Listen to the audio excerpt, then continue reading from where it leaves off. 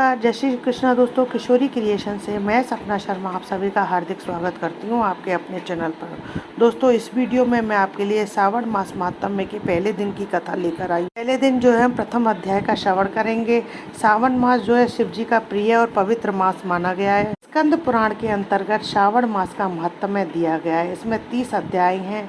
श्रावण महात्म्य का पहला अध्याय प्रारंभ करने से पहले हम आपको जो है शिव जी का षडाक्षरी मंत्र बता रहे हैं। यह शिव जी का बहुत ही शक्तिशाली मंत्र है। मंत्र जो है वो इस प्रकार है, ओम नमः शिवाय। इस मंत्र का अगर आप सावन के महीने में उठते बैठते सोते जागते चलते फिरते भी जाप करते हैं तो इसका एक अलग ही पुण्य आपको मिलता है। यह भगवान शिव का शक्तिशाली शिव मंत्र है। रोजाना 108 बार तो कम से कम आप इसको जपें ही। एक माला आप रुद्राक्ष की माला पर इसका अवश्य जाप करें। यह सभी मनोकामनाएं पूरी करता है और यह भगवान शिव का मूल मंत्र है। दोस्तों, सावन का महीना जो है भोलेनाथ को प्रसन्न करने के लिए सर्वोत्तम महीना माना गया है। तो इस महीने में आप जो है भगवान भोलेनाथ की आराधना में जुट जाएं और इस मंत्र को सोते उठते बैठते जागते जितना हो सके उसका जाप करें और भगवान भोलेनाथ को प्रसन्न करें। श्रावण मास महात्म्य में पहले दिन के अध्याय में जो सनत कुमार का महादेव जी से संवाद है उसका वर्णन किया गया है। आइए सुनते हैं। शौनक जी ने सूत जी से पूछा, हे महाभाग, आपके मुख से अनेक आख्यान सुने से हमें तृप्ति नहीं हुई, अपितु फिर सुनने की इच्छा बढ़ती जा रही है। आपने कार्तिक मास का महात्म्य, तुला के सूर्य होने पर, माघ मास का महात्म्य, मकर के सूर्य होने पर और मेष के सूर्य होने पर वैशाख मास का महात्म्य कहा। अब आप इस उत्तम मास के महात्म्य को कहो जिसके सुनने से मेरी अन्य श्रवण करने की इच्छा ना हो। तब सूत जी ने कहा, हे मुनिगणों, आपके लिए मेरे पास कोई भी गुप्त बात नहीं है।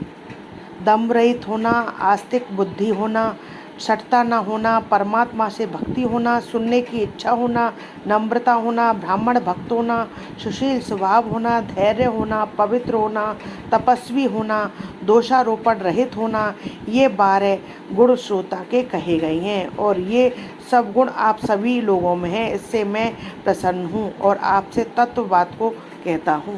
आप इसे जो है ध्यान पूर्वक सुने। एक बार सनत कुमार ने ईश्वर भगवान शिव को नमस्कार कर पूछा कि हे देवों के देव महादेव, मैंने आपसे बहुत सी व्रत तप धर्मों को सुना है, फिर भी अन्यंत्र श्रवण करने की इच्छा है। हे देव, आप इस उत्तम मास को कहो जो आपको प्रसन्न करने वाला है।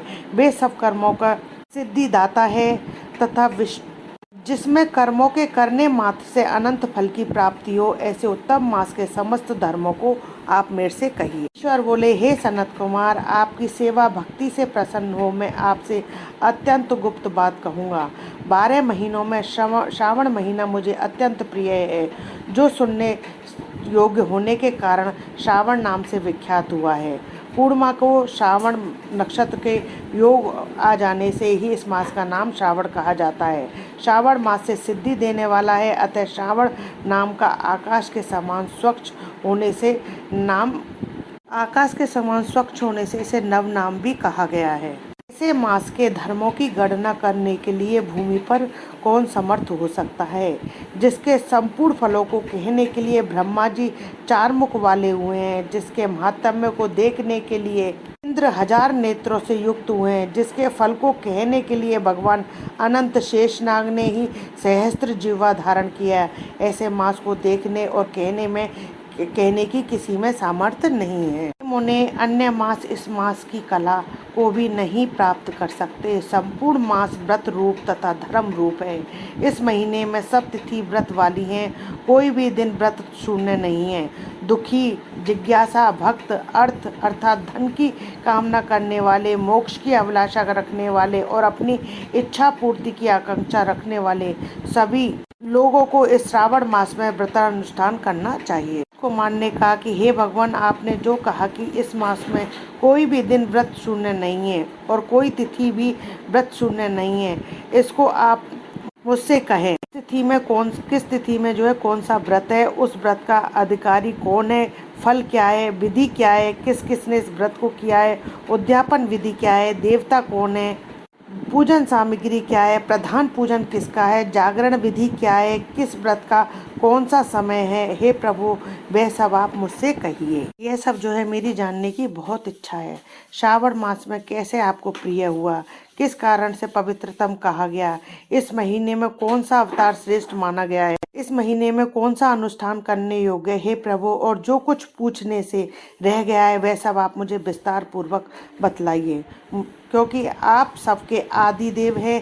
तीनों देवताओं के निवास स्थान पीपल वृक्ष में सबसे ऊपर आपकी स्थिति है। आप कल्याण स्वरूप शिव हैं, पाप नाशक हैं।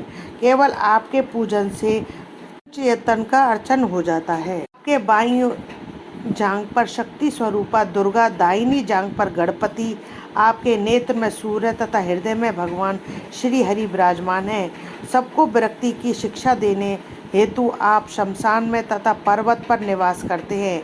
का संहार करने वाले हलाहल जहर को भी आपने गले में धारण किया है। महाप्रलय की कालाग्नि को आपने अपने मस्तक पर धारण किया। पतन की ओर धकेलने वाले कामदेव को आपने भस्म किया। आपकी महिमा का वर्णन करने में कौन समर्थ है। मैं एक तुच्छ प्राणी करोड़ों जन्मों में भी आपके प्रभाव का वर्णन नहीं कर सकता।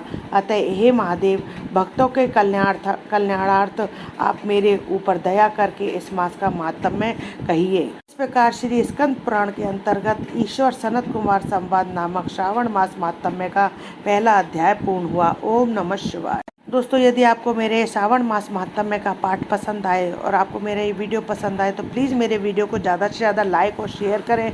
यदि आप मेरे चैनल पर नए हैं तो चैनल को सब्सक्राइब करें, पास ही में बेल आइकन को दबाएं, जिससे मेरे आने वाले हर नए वीडियो का नोटिफिकेशन जो है आपको मिल जाए। मेरी वीडियो को जो है फैमिली और फ्रेंड में ज़्यादा से ज़्यादा शेयर करें।